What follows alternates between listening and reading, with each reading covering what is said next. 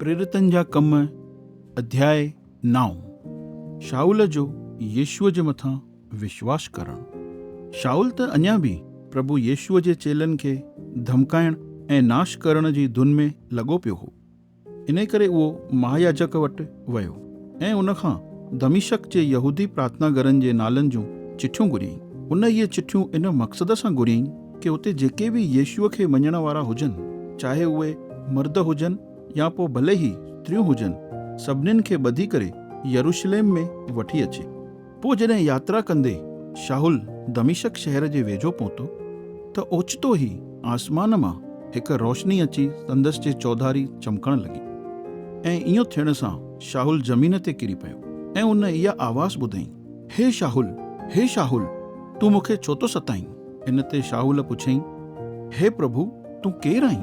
प्रभुअ उनखे जवाबु ॾिनई, मां येशू आहियां, जंहिंखे तूं सताए रहियो आहीं।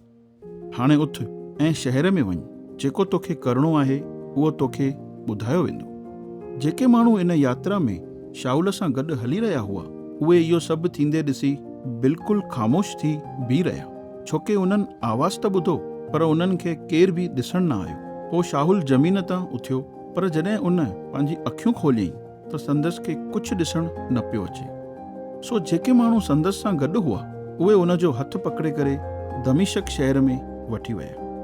3 ॾींहंनि ताईं उनखे कुझु बि ॾिसण न पियो अचे। उन्हनि ॾींहंनि में उन न ई कुझु खाधई ऐं न ई पीतई। उते दमिश्क शहर में हनन्याह नाले जो हिकु प्रभुअ जो चेलो रहंदो हो। प्रभुअ उनखे दर्शन ॾेई करे चयईंसि, हे हनन्याह। इन ते उन चयईं, जी प्रभु। प्रभुअ उनखे चयईंसि, उथी करे उन गिटीअ में वञ जेका सिधी चवाइजंदी आहे। उते यहूदा जे घर में शाऊल नाले जे हिकु माण्हूअ जे बारे में पुछा कर, जेको तरसुस शहर जो वासी आहे। उहो हिन वक़्तु प्रार्थना करे रहियो आहे। शाऊल दर्शन में ॾिठईं कि हनन्याह नाले जो हिकु माण्हू संदसि वटि अची करे पंहिंजा हथ उन ते रखी रहियो आहे ताकी उहो वापसि ॾिसण लॻे। पर हनन्याह प्रभुअ खे ईअं जवाबु ॾिनई, हे प्रभु, मां इन माण्हूअ जे बारे में ॿुधो आहे कि इन यरूशलेम शहर में तुंहिंजे चूंडियल माण्हुनि ते केतिरा अत्याचार कया अथई, ऐं हाणे हिते दमिश्क शहर में बि इन खे मुख्य याजकनि जे द्वारा इहो अधिकार मिलियो आहे कि हिते जेके माण्हू तुंहिंजे नाले में आराधना कंदा आहिनि उन्हनि खे गिरफ़्तार करे। पर प्रभु हनन्याह खे चयईंसि, तूं शाऊल वटि वञ, छोकी उनखे मां पंहिंजी सेवा जे लाइ चूंडियो आहे, ताकि उहो गैर यहूदियुनि, राजाउनि ऐं इज़राइलियुनि जे अॻियां मुंहिंजे नाले जो प्रचार करे। मां शाऊल खे ॾेखारींदुमि कि मुंहिंजे नाले जे करे संदसि खे केतिरी तकलीफ़ूं सहणियूं पवंदियूं। सो हनन्याह उन घर में वियो। उन शाऊल ते पंहिंजा हथ रखी करे संदसि खे चयईंसि, हे भाउ शाऊल, जंहिं प्रभु येशूअ तोखे हिते ईंदे महिल रस्ते में दर्शन ॾिनो हुई, हुन मूंखे मोकिलियो आहे ताकि तूं वापसि ॾिसण लॻी ऐं पवित्र आत्मा सां भरिजी वञी। पोइ ओॾी महिल ई शाऊल जी अखियुनि मां छिलकनि वांगुरु काई शइ किरी ऐं उन जी अखियुनि जी रोशनी वापसि अची वई। पोइ शाऊल उथी करे बपतिस्मा वरितईं। इन खां पोइ शाऊल भोजन कयईं ऐं उन सां संदसि खे वापसि ताक़त मिली। पोइ शाऊल कुझु ॾींहं उते दमिश्क शहर जे विश्वासियुनि सां गॾु ई रहियो। दमिश्क शहर में शाऊल जो प्रचार करणु।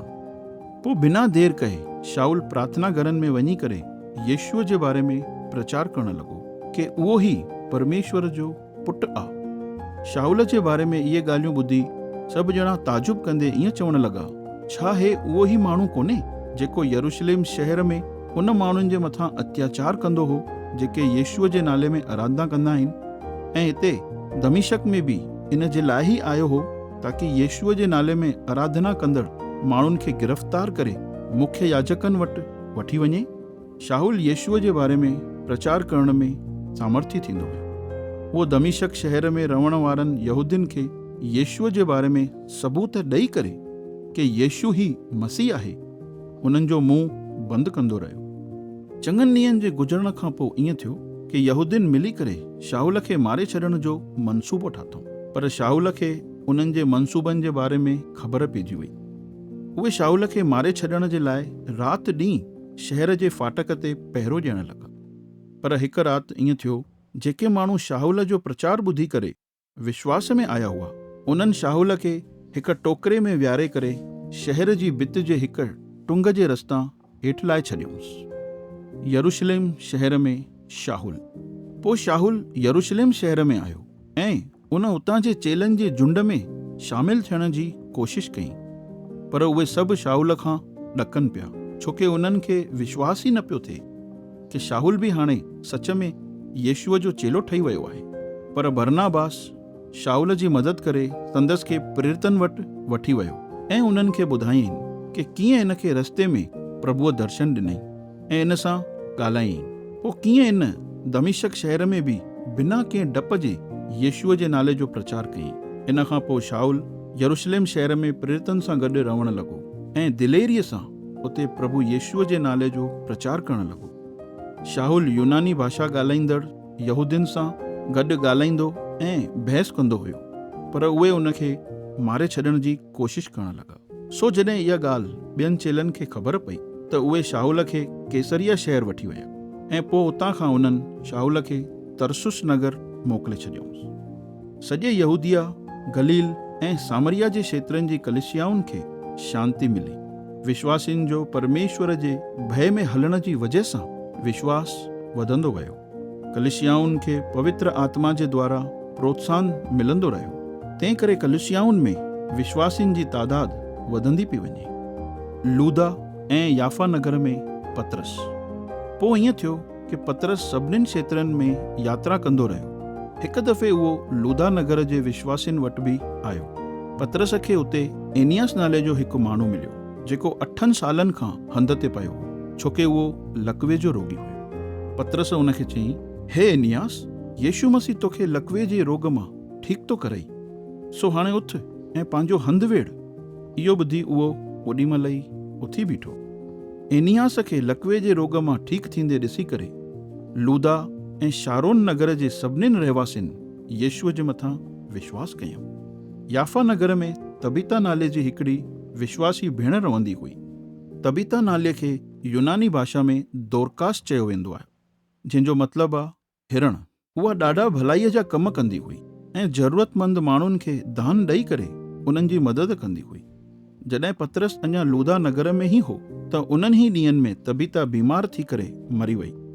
माण्हुनि उन जी लाश खे सनानु कराए हिकु रूम में रखी छॾियऊंसि, जेको मथे माड़े ते हो। लूदा नगर याफा नगर जे वेझो ई हो।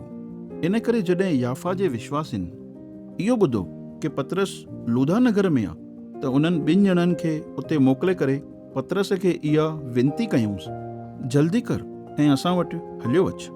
सो इन ते पतरस उथी करे उन्हनि सां गॾु वियो ऐं पोइ जॾहिं उहो याफा नगर में पहुतो त माण्हू उनखे मथे माड़े ते उन रूम में वठी विया। उते सभु विधवाऊं रोअंदे पतरस जे चौधारी अची बीठियूं ऐं संदसि खे कुर्ता ऐं उहे कोट ॾेखारणु लॻियूं जेके दोरकास जिंदे रहण जे वक़्तु उन्हनि जे लाइ ठाता हुई। पतरस उन रूम मां सभिनीनि खे ॿाहिरि वञण जे लाइ चयईं ऐं पाण गोॾनि ते अची प्रार्थना करणु लॻो। पोइ उन लाश जी तरफ़ पंहिंजो मुंहुं फेरे करे चयईं, हे तबीता, उथ। इहो ॿुधी तबीता पंहिंजूं अखियूं खोलियईं ऐं पतरस खे ॾिसी करे उथी वेठी। पोइ पतरस पंहिंजो हथु वधाए संदसि खे उथण में मदद कयईं ऐं उतां जे विश्वासियुनि ऐं विधवाउनि खे सॾु करे उन्हनि खे ॾेखारियईं कि तबीता जीवित थी वई आहे। इन अद्भुत कम जी चर्चा सॼे याफा नगर में फैलिजी वई ऐं इन करे ॾाढनि ई माण्हुनि प्रभु यीशुअ जे मथां विश्वास कयो। पोइ पतरस उते याफा नगर में ई हिकु शमौन नाले जे माण्हूअ वटि चङा ॾींहं रहियो। इहो शमौन चमड़े जो कमु कंदो हो।